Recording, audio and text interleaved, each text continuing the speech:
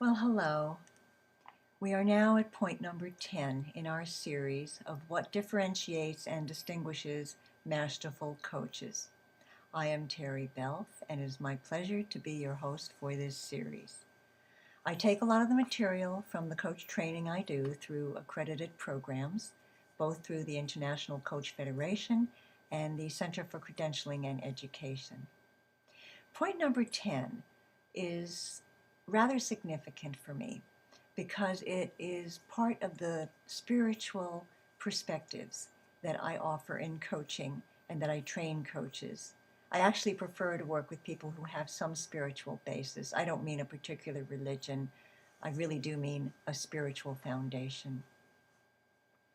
And this point is that everything is perfect.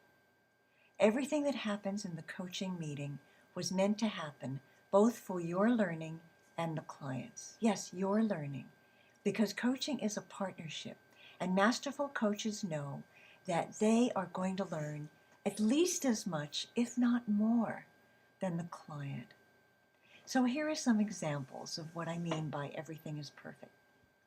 Let's say an airplane goes overhead.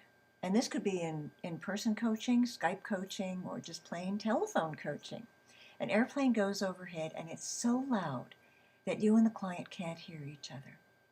So afterwards, I would acknowledge how perfect that we had a moment of silence where we couldn't speak with each other so that we could pay attention to what's inside.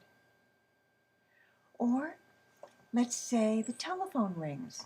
I might integrate that into the coaching conversation and say, if someone wise were calling you now with some information that would be useful, what would that information be? Or let's give another example. Let's say client left notes or the notebook or whatever material was needed for the coaching meeting. How could that be perfect? Well, that could be perfect because you could ask your client, why was the timing just perfect for this to happen now?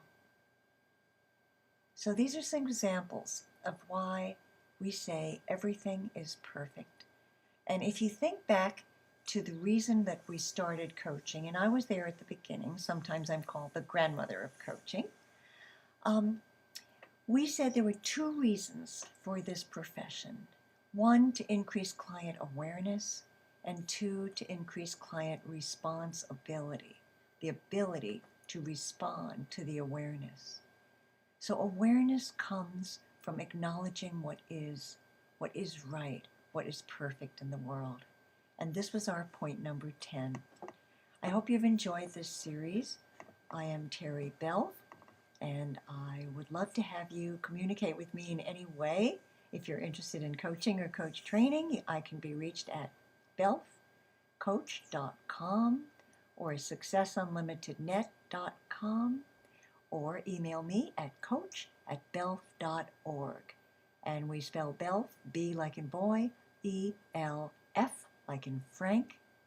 Teri Belf at your service. Thank you very much.